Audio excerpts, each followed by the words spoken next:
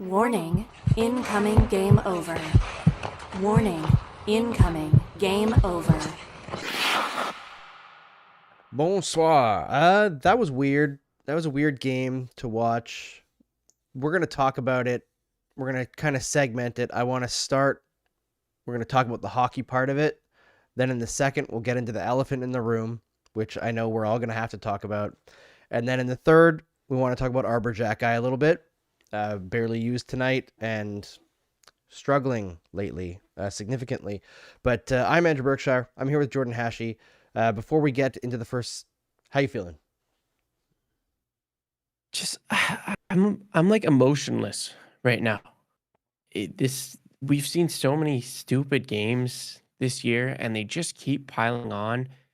And I don't know if it's just because this one's late and it's been a long day for me, but I'm just feeling so emotionless and tired of everything about the NHL right now.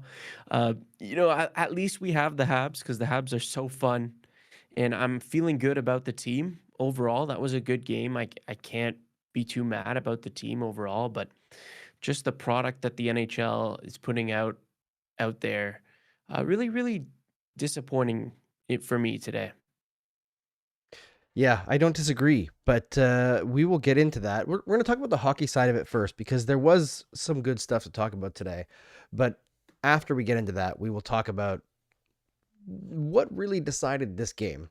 And I don't think it was the hockey, unfortunately. But we'll get to that after we hear from our sponsor for the first period, presented, as always, by Inchu Bijou. At the famous chateau at 4000 Rue Saint-Ambroise lies one of Montreal's coolest secrets, a glamorous Gothic jewelry store owned and run by women. Inchu Bijou isn't just a business. They've built a community that supports bold creativity and expression.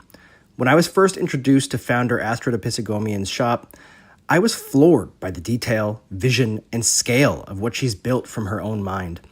I don't think anyone would call me goth, but I know an innovator when I see one. Along with building their own business, Inchu Bijou also hosts markets for vendors in their space called Marché Maleficarum, boosting their whole community. If you don't live in Montreal, explore inchubijou.com, where you'll find over 800 designs that range from affordable to bespoke. Check out Inchu Bijou right now, a Game Over partner from the beginning. Welcome back to Game Over Montreal. I'm Andrew Berkshire. I'm here with Jordan Hachey, and we're going to talk about the Canadiens, 4-3 overtime loss to the Minnesota Wild in a game where they weren't the better team, but they deserved a better result than they got, which feels like a paradox. But over the course of this show, I think Jordan and I will hash out, that was accidental, an explanation to kind of put the perspective on this game. And I think you'll understand where I'm coming from in that statement. But let's start it out, Jordan, with how this game began, which was an immediate goal against, and then the Canadiens taking a penalty. But after that, there was a period of this game where the Canadiens looked really damn good. They killed that penalty. Then they actually kept play going pretty well until there was a chance generated from Minnesota where Kirby Dach takes an elbow to the head and kind of gets stunned by it, which makes him lose his man, and they get a chance there. And it seemed like from that point on, the ice kind of got twisted in the first period, and Minnesota Wild were very sloppy with the puck, but I felt like they were surgical without it. Like the Canadiens were able to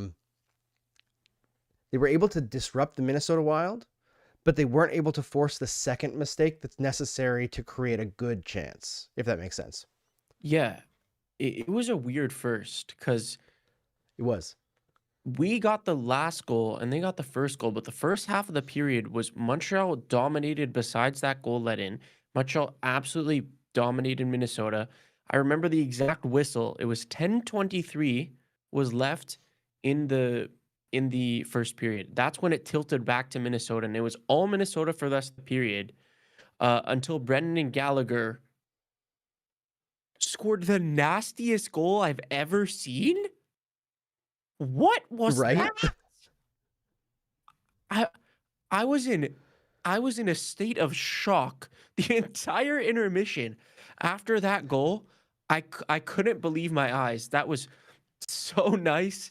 Just he knows that Hughes is tired, and he knows that like Hughes is just thinking, "Oh, this is old ass Gallagher. He's gonna go to the net," and then hits a nice move, accelerates decently, and then beautiful mitts to tuck it home after he gets around Gustafsson. So just a huge goal that I think without that goal from Gallagher, Montreal's not really in this game. They can't go to the locker room with their heads high. They got, screwed in the first where they got killed for the last half of it. So that was a huge goal, and a huge part of us securing a point today was Gallagher. Yeah, it was massive. And exactly, old man Gallagher, it was the least expected guy, right, to pull that kind of move on Quinn Hughes, which, yeah, he was tired, but he's still Quinn Hughes compared to Brendan Gallagher. Like, skating head to head, those two guys, you would not expect Gallagher to beat him. And the move around the goaltender was fantastic. Like, I got to give it to Gally. I know people have been calling for his scratch lately, and I think that people are overestimating like how bad he's been, but man, that was impressive. Outrage says we got to do look at his old ass go instead of look at his big ass go. But you know what? Maybe we'll wait and see if King of the North shows up tonight before we do the look at his big ass go of the game. But yes, Gallagher set the tone going into that second period, and as soon as they get a chance, Hudson to Demidov, it's 2-2. And that second period, if you go by the numbers, the Canadiens were not the better team in the second period. They were better than they were in the first, but Minnesota was still getting a little bit higher quality chances. But I would argue that because the game is so low event, that doesn't accurately represent how the game went, because there was two chances, basically like a 2-chance trade in that period through uncalled infractions, right? So like when we'll talk about that in the second period, but I feel like that second period was much closer than the numbers would say. Same with the third period. I feel like the Canadiens were the better team over the final 40, but I loved Hudson to Demidov. It was fantastic. It was kind of out of nowhere, but those two guys, when they're on the ice, they can create magic. Yeah, 2 highlight reel goals to start the game for Montreal. Like the first 2, that pass, I don't know how you see that. That's through 4 bodies and cross ice, and then Demidov's ready for it too. He knows Hudson's making that pass somehow, and he tucks it home. This guy's got a nasty one-timer, and like Demidov, man, he's gonna be real good, and he already is real good. And you see that, and you just think about the future of this power play. If Demidov can find a way to consistently get chances with that one-timer instead of it being a flash in the pan once in a while, right? We see it every so often where he gets that one-timer off, but if he can do that more frequently, that'll add another layer to Montreal, which we say almost every episode. We say, oh, if they do this, they'll add another layer. But the thing is, every single time we say, oh, they can do this, this is something they can realistically implement and realistically do. And if they don't do that, I would say it's more unlikely that they don't do it, right? Right. That's the thing. It's the level of improvement that we see consistently. It's almost an expectation at this point that they will find those little areas to improve, especially the top guys. Like, the desire is crazy. And I think I was chatting about it a little bit on socials during the game, that part of what makes this team exciting is not just that they, come back in games. It's how often they score goals when most teams, it seems, are just trying to run out the clock. Like at the end of the first period, Gallagher scores late. End of the second period, they score late again. Like, they are a team that pounces when it's unlikely to do so. And I think that knowledge that there's always a chance for things to get tilted and for them to come back in games just makes them so unbelievably exciting to watch. And even in a game like this that was absolutely frustrating, you can get to the end of it and kind of just be happy with what the Canadiens were able to do on the ice. Because as much as when they take a penalty, frustrating for sure, but for the most part, outside of the overtime, they did a good job killing them too. So that part of their game is coming together. That's really good to see. And then shift to the third period. Look at that start. How can you argue with that? Suzuki chases down a loose puck, just absolute drive to get in, and Doc drives the net, does exactly what you want a guy like him to do, and he gets rewarded. Suzuki finds him, and he just shovels it in, kind of. Yeah, it was nice. Is that his first goal back? I'm pretty sure it is. No, No he second? scored 2 the other day. Oh, geez. Okay, guys. Geez. Okay, well, 'Cause he had 3 points in the last 2 games. well, yeah, no, you're right. I don't know how I blanked there, but that was really nice. I think you know, we haven't seen King of the North yet, but that was his look at his big ass go moment for me. And Yeah. some way, it's always Kirby Doc. Like I feel like I don't know. Like somehow we gave it to Gooley one time, and every other time since Doc has come back, it's been Kirby Doc. Drives to the net, just makes the right play. And you know what, man? I am loving this guy right now. He has been so good.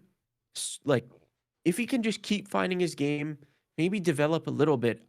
I'm starting to come around. Like last few games, he's looked really good. He's picking up the points that he needs to pick up, and the first line is dominating more than they have with more the most that they have since Lefkovsky left, in my opinion. Yeah, they look great. And I think the best thing about it is that this is not Kirby Doc at his best either. Mm.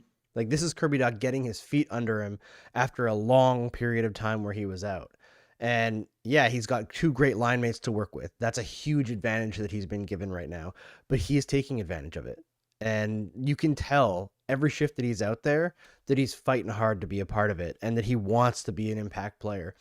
He was an impact player defensively tonight too. He was blocking shots. He's had some insane shot blocks the last few games. Like, he's been putting his body on the line. He took that elbow in the head. He looked kind of like shaken up on the bench. I was wondering if he was going to get taken off for concussion protocol. They didn't end up going that way. My one worry about Kirby Doc is because of the injury situation that he's had, is that he'll play through an injury that could cause him more harm. That he's worried about not being able to get back under himself and stick playing games for a while, because he hasn't had a long stretch of games where he's played for a long time now. But that's just a worry, a paranoia.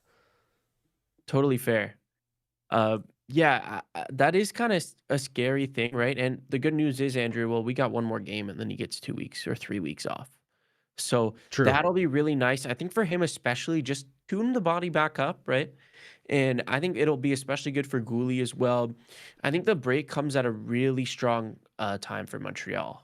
Montreal especially. I know every team can say that, right? But I do think for Montreal, it does really help us in particular, and maybe all the other teams that I don't follow as much, maybe they could say the same thing. But I think you're right. That might be some like a little bit scary if Doc, might play through something that's slightly nagging. Like, Texier, he's been sitting out, right? What if Texier was Doc? Would he be staying in the lineup, right? That's kind of what your thought process is. At least when you said that, that's what came to mind for me. Yes. But the elbow to the head, I don't remember that. Did I don't remember seeing that. It was he was along the boards, and at the first moment I don't know if it was an elbow the first one, but it was maybe the fist and top of the stick, and it went into Doc's helmet and rammed it into the boards. And then Doc kind of gets shaken up, turns around, and as he goes to fight, I don't think it was on purpose, but I think it was Matt Boldy, just turns around and clocks him in the head again. Wait. As Doc's turning around to try to check him, and he's like, wow. And you could see him almost fall backwards because he's stunned to stand up straight. And then Boldy goes in and gets a scoring chance. Yeah, that's so stupid. It's so dumb. Especially in comparison to actually, you know what? We'll wait for it in a second. But let's talk about the ending of the game, because frankly, you can't argue that wasn't a penalty on Dumont in overtime. It sucks, but it's true. I didn't like the way that Canadians approached overtime tonight. Honestly, that's a team that is not good in overtime, Minnesota Wild, and is quite good in the shootout. So you should be going pedal to the metal. If you want to trade chances with them, that's the time. Where you have the horses and maybe they don't. And also, Quinn Hughes looked dog tired by the end of this game. Yeah, He plays like 30 minutes a night. Like it's insane. And I think like Brodeen's been out for them a lot, so they're really running that first pair into the ground. But yeah, I also want to make a note on overtime where I'd say most of the time Montreal tries to come out aggressive, but they were playing really timid in the overtime. I thought they were resetting a little too much. Like they were resetting like most teams do. That's not how Montreal plays in overtime most of the time. They you know, especially Hudson, like a lot of times he likes faking the drop pass and then just going right in or creating a chance, but he Yeah. just stopped at the blue line and played it back and stood still. And that was really disappointing for me. Because that, like standing still at the attacking blue line is going to do nothing when you're in 3-on-3. The only thing it's going to do is you'll be an option up top after your teammate brings it in, but they don't have to guard you. They don't have to do anything. They could even like send an extra player towards the puck because you're just standing still and you're not going to be a threat.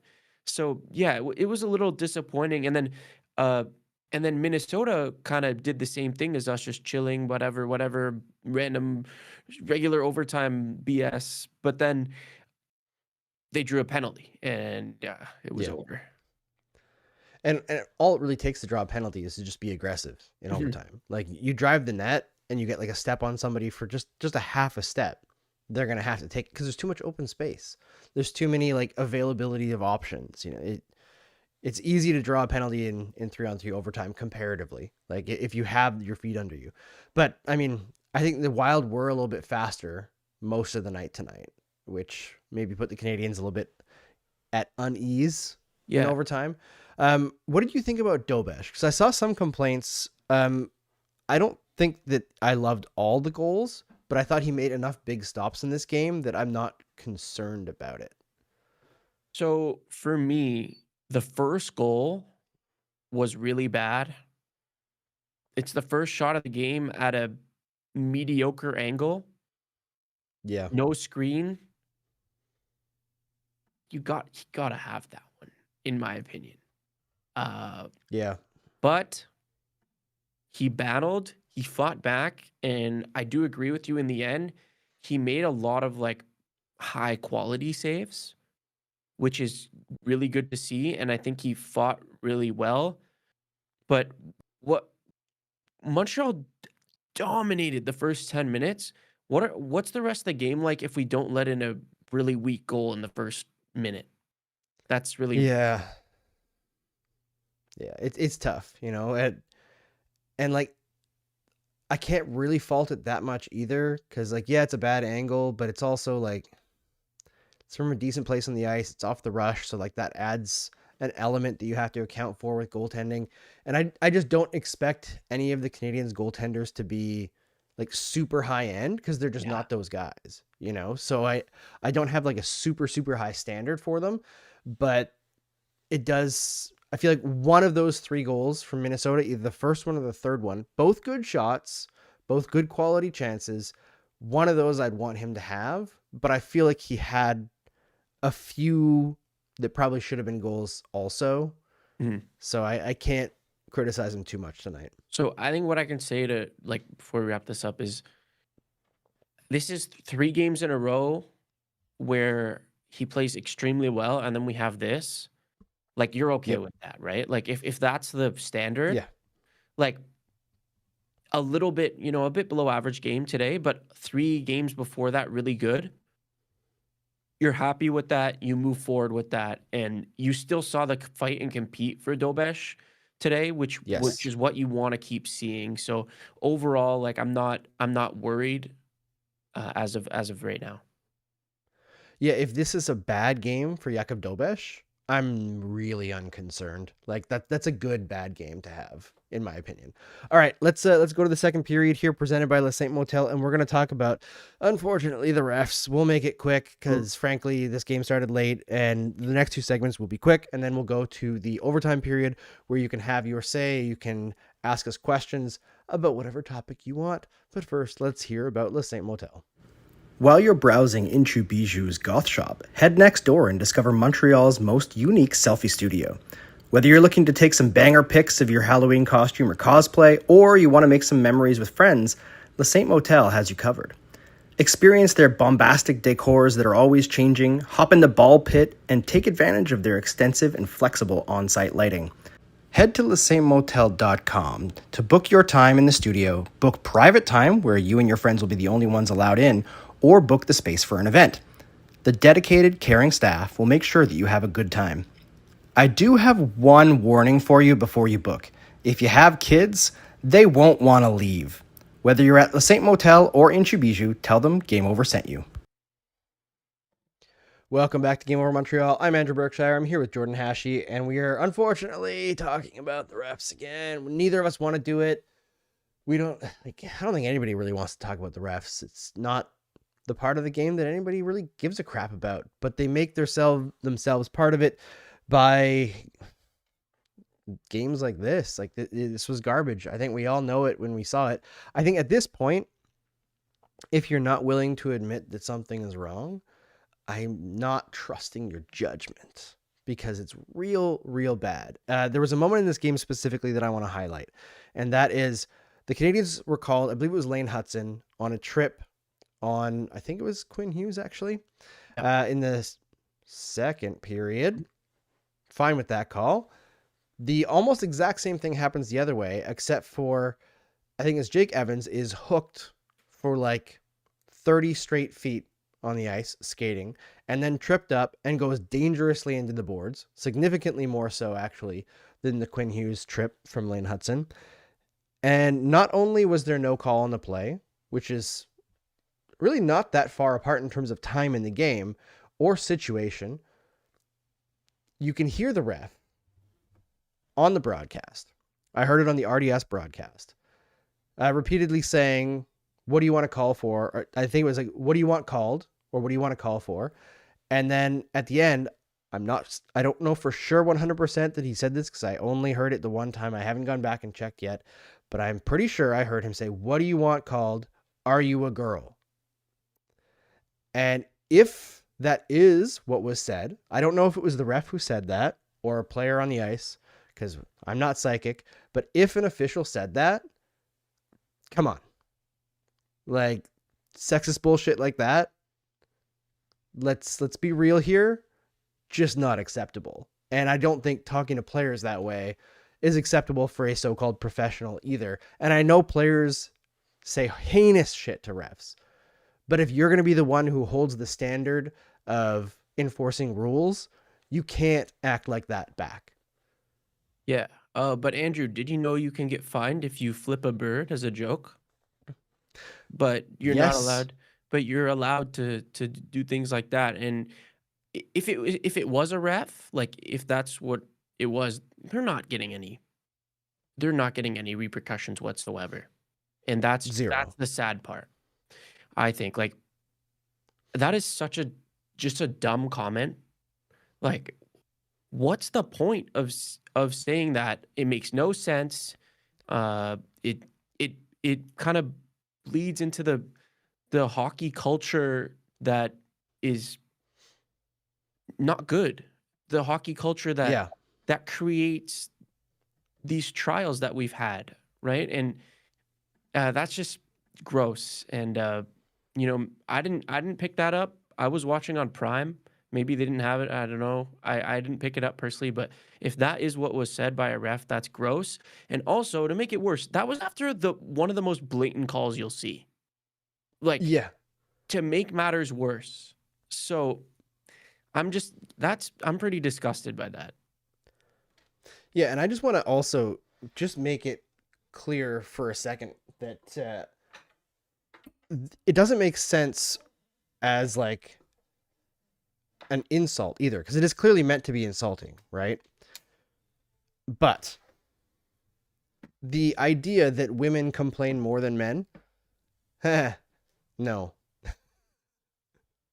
Let's be real here for a minute. It's not even close. It's not even close. If it was, we would never stop hearing complaining because they deal with so much more BS than we do.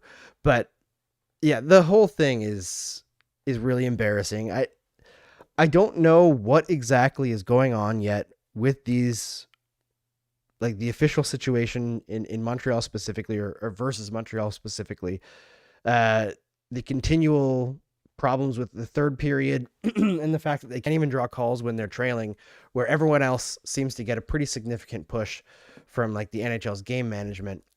But I'm going to continue tracking the rest of the league. Jordan's actually going to help me over the Olympic break. So when the Olympic break is over, or maybe even during it, we'll see how fast things get done.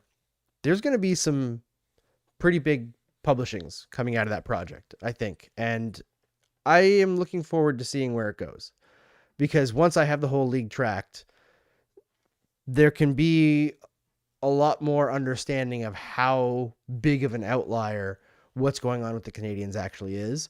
And we can start investigating why that's happening, and maybe compare them to other teams in another way.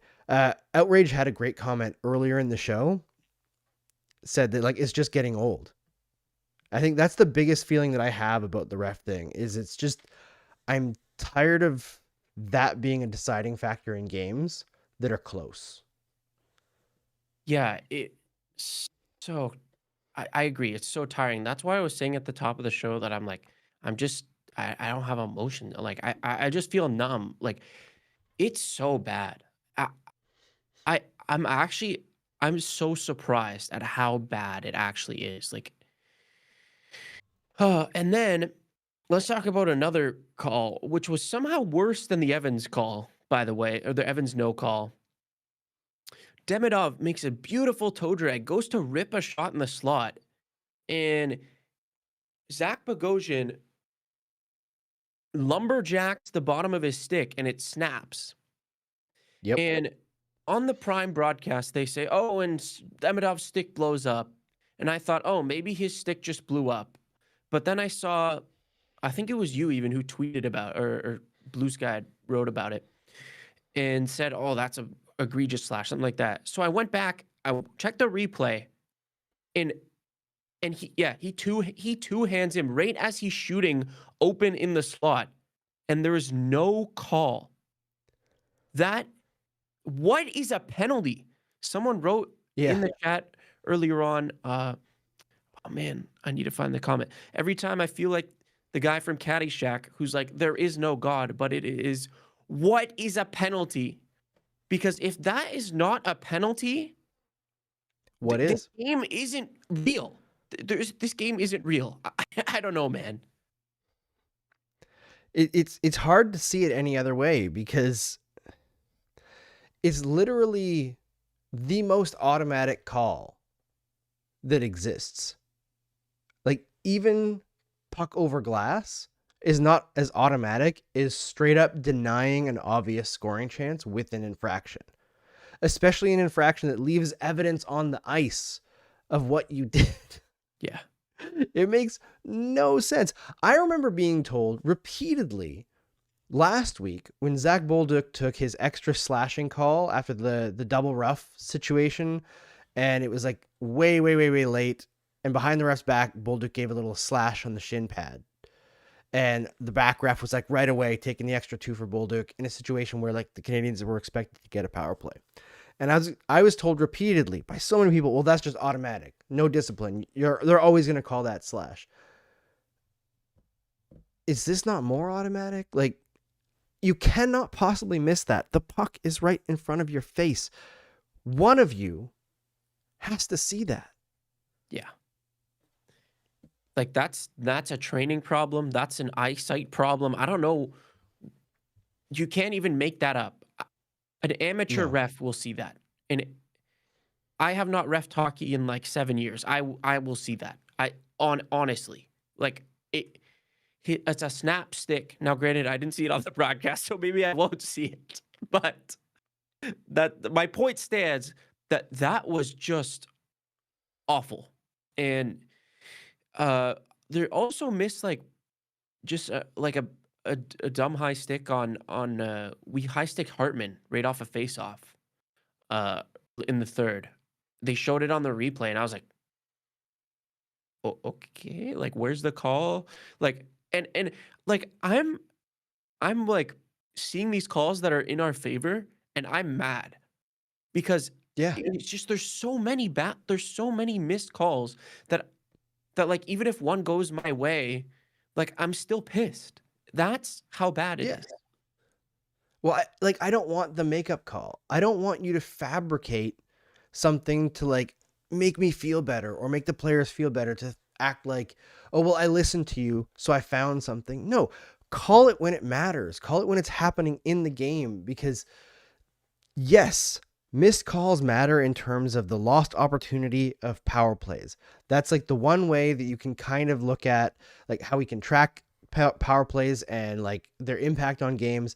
That's one way. However, Moose Spud, I think it was in the chat, brought up a great point, which was you can't really like it's really difficult to quantify missed calls because it requires an objective view where you have to go over games with a fine-tooth comb, and you'd have to not only track missed calls, like track the infractions yourself, all the infractions all over the ice to be fair. You'd also then have to look at how that infraction that was missed impacted the play itself. And in instances like that Demidov slash, you took away a high quality scoring chance from an excellent shooter who had an open lane to the net. That could be straight up -1 goal from the game. You know, you don't know.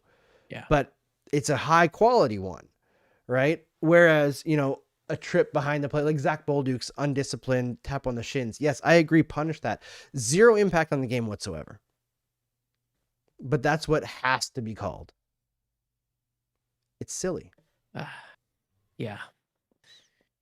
Yeah, I don't know about you, Andrew, but I'm done with it. That's my stick on it. So done.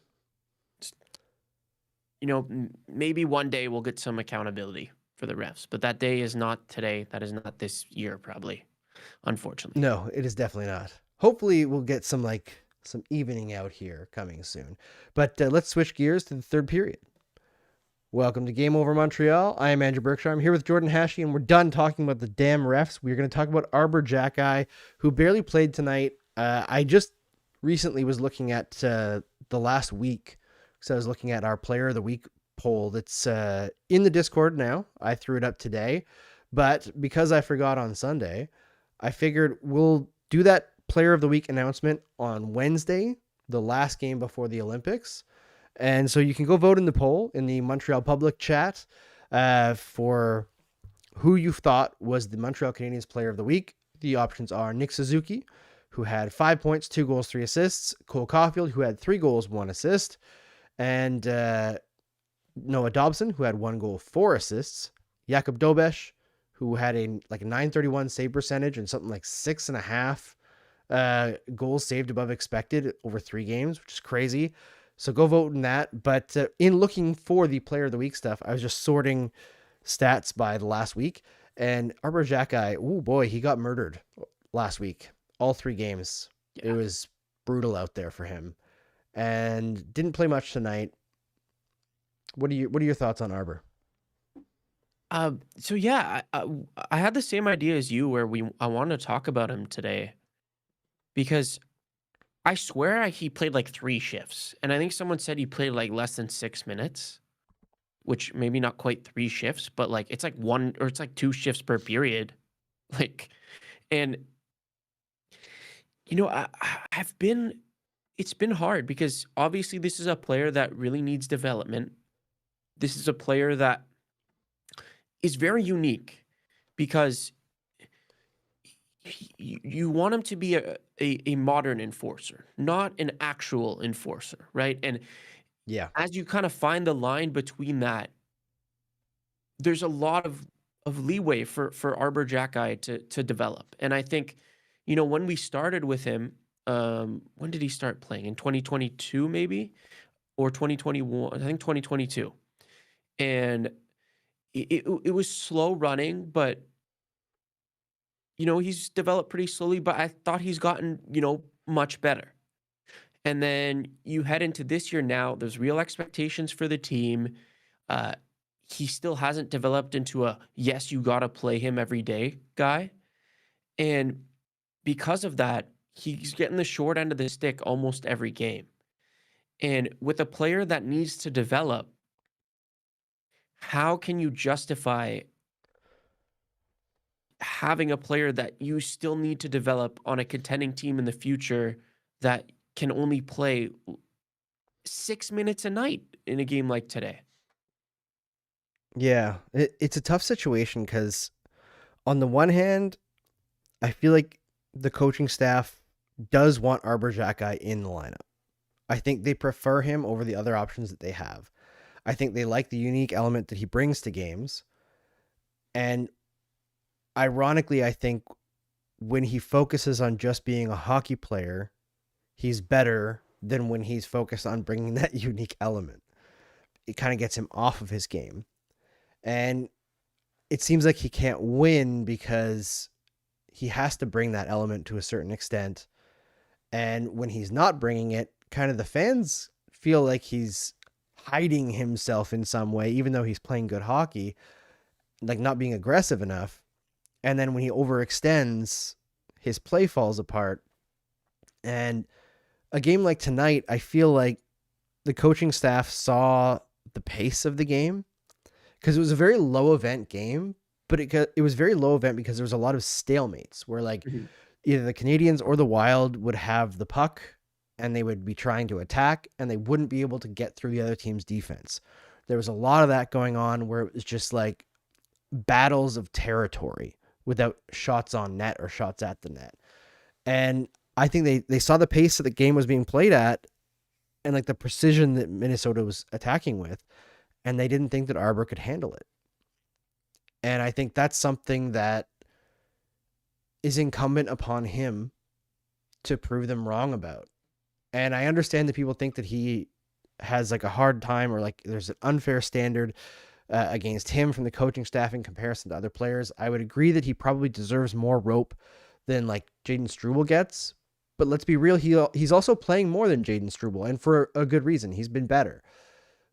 But like, he is the 6th best defenseman on the team. His ice time's not going to come at the expense of the players who are better than him. So he has to be in prove it mode. And it's unfortunate that the amount of time that he's getting to prove it is sometimes very limited. But I think the ball's kind of in Arbor's corner right now. Yeah, I think so too. I think the Olympic break is pretty make or break for him. Just because, if he can take that time to really get himself ready for the rest of the season, there's a chance he hits the ground running and really takes off. And I would love to see that. Because I like you said, when he focuses on just like being a hockey player, I think he can be pretty good. And he can be like a solid, non-liability whatsoever third pairing defenseman.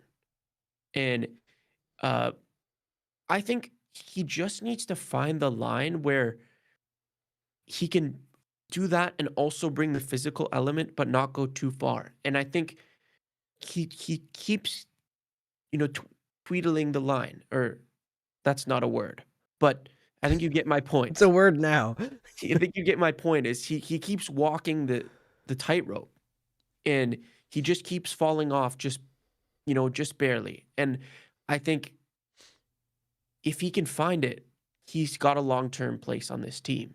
But the time is starting to run out right now because I think that's like almost every game recently, he gets like one shift in the third period. And that hurts your team in the playoffs, especially if you can't roll your 3 pairings. Like if you have to keep switching one of your top guys to the third pairing, that's going to hurt you a lot, especially come playoff time. Yeah, although at the same time, only having to hide one guy in the NHL playoffs is not so bad.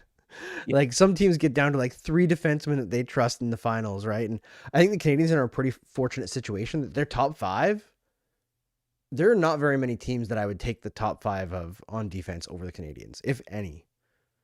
Fair. They are really good. And they are very, very good. Yeah, we'll see if Arbor can hit the ground running after the Olympic break. I would love to see that. And if he does, that'll just be huge for Montreal.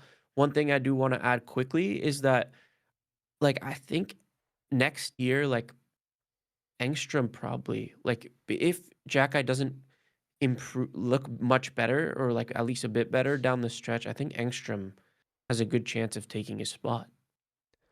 Well, and also like eventually David Reinbacher is going to be making a place on this team as well.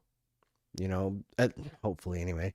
I know he's had a bit of a short-term struggle lately, but just as by virtue of being a right-handed defenseman, like there's an opening there, and the left side is really, really stiff competition for Arbor Jacky. So he has to make a statement, and I think the Canadiens would very much like him to get in the right headspace by playoff time, because that's when he could be extraordinarily impactful. Yeah, I think so too. All right, let's shift gears to the overtime period, and the chat, if you are interested, can ask us questions, and we will give you the answers. So, welcome back to Game Over Montreal. We're now in overtime. I am Andrew Berkshire. I'm here with Jordan Hachey. If you like the Montreal Canadiens, please hit like on this video. This is actually, I keep on forgetting to say it today for whatever reason. But sorry for the low energy. I think we're all a little bit tired from the slightly late start. And Minnesota just creates snooze fests. Unfortunately, good pace tonight, but again, just low event. All right. Outrage says, maybe it's my bias towards him, but I think they're failing to address his shortcomings, find a use for him. For Jacky, it also doesn't help that the bottom pair is just a free for all. Yeah, it's tough because he's kind of in the situation that Bolduc is in, right? In that they believe in him, they want him to improve, but he's not important enough to the team to justify putting somebody else above him in a worse situation to put them in a better situation for themselves. So then it becomes ball in players' court, I think. Like same with Bolduc right now. And I think Bolduc is doing a pretty good job right now of improving. Yeah. I also like that reminds me of the New York Rangers. Not to the same extent, obviously, but their top picks, when they started contending, they didn't give them a free runway. They didn't let them develop. They didn't let them make mistakes, right? And there was a microscope on them, and Capo Caco was a bust considering he was a second overall pick. Alexis Lafreniere, bust considering he's a first overall pick. None of their first rounders have really panned out besides like one or two over an 8-year period or something like that. And it kind of reminds me of that. Obviously, like Bolduc is not a first overall pick, or Jacky isn't a second overall pick, but that just, when you accelerate your championship window, there is a certain amount of sacrificing you're doing in terms of letting young players that need a lot of seasoning. You are kind of sacrificing that at least a little bit, and we're seeing that a little with Bolduc and Jacky. Yeah, I agree. There's like a cast-off effect, like a secondary impact when you try to accelerate, right? Is you've got less room for some of the I don't want to say marginal, but like the second tier prospects, right? There's just less space for them to spread their wings and develop. Montreal MUFC says Calvin Pickard got put on waivers yesterday. If no one calls for a trade with Monty, could he face a similar situation in the event we are willing to call up Fowler again?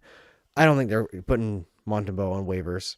I know people think that he's like unplayable right now, but remove that 15 seconds against Boston and he's fine since the call up. Like they're going with Dobesh right now because Dobesh is continuing to earn it. Like his compete right now is off the charts. Like he's so locked in.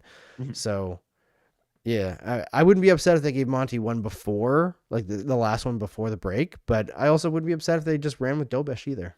Yeah, I wouldn't hate Monty against the Jets on Wednesday. Moose Bud says, not really a question, but the 3 weeks off are going to do wonders for the team. Couldn't agree more, but I also think every single team is saying that, to be honest.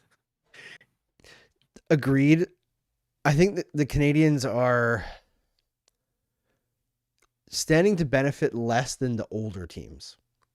I think the older teams are the ones that get like the biggest boost from this. Yeah. However, I think one of the biggest benefits to the Canadiens of this 3-week break is this is coming at the perfect time to disrupt the focus in Buffalo. Because they are so locked in. I couldn't believe that they won again tonight. Like they just, everything seems to break their way right now.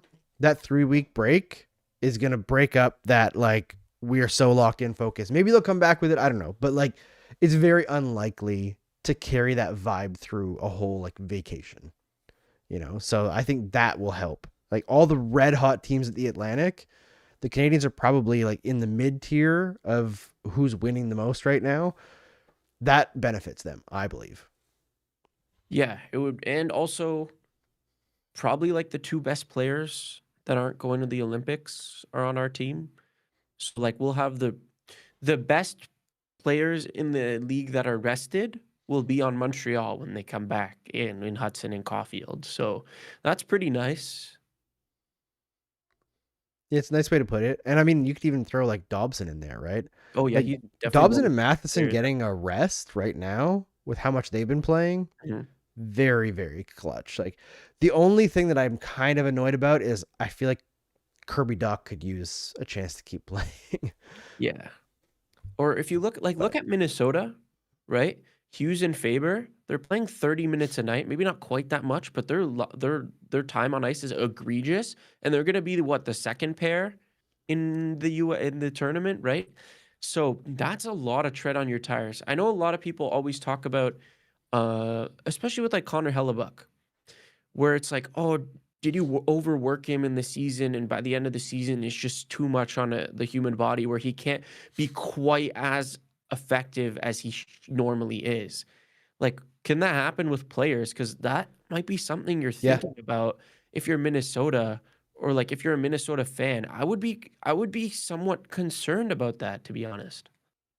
Yeah, I mean, my pet theory was that that's part of what held Carey Price back his whole career, is that the Canadians were not very good, so they had to, in order to win and make the playoffs, they had to redline Carey Price all season long, and he played through injuries that he probably shouldn't have consistently, and almost every season for like almost, I think it was like 7 or 8 straight years, he ended the season injured. That's a huge issue, and it should have been a red flag for the entire organization, but they never figured it out. And I think he lost like 3-4 years of his career to injuries that should not have robbed him of his career that early, which sucks. So like there definitely is a drawback to playing too much during the season. I've seen questions about it for Colorado, that they pushed their own guys so hard this year, and then they're all going to the Olympics too. That's going to be interesting. Yeah. Like, this is such a weird year. Olympic years are so weird. I don't like the schedule. I know we've said it before, Me but either.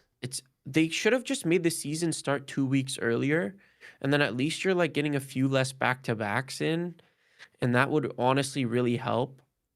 I thought that that's such an easy thing to do, to not kill your players on the ice, but apparently not. Apparently it's not easy to do. No, it's not. All right, let's end it there. I'm tired. I'm gonna go to sleep. This Good plan. game was, I don't know, it was okay. It was a game of games. It was the gamiest of games. We'll be back on Wednesday for the last one before the Olympic break, at which time this channel at least will probably be taking a bit of a break. We'll have some updates on the Canadians during the Olympics, kind of like talk about how they're doing there. But for the most part, we won't be going live after the games or anything. So we'll be taking a bit of a break to get some work done, track some penalties. We'll see you on Wednesday.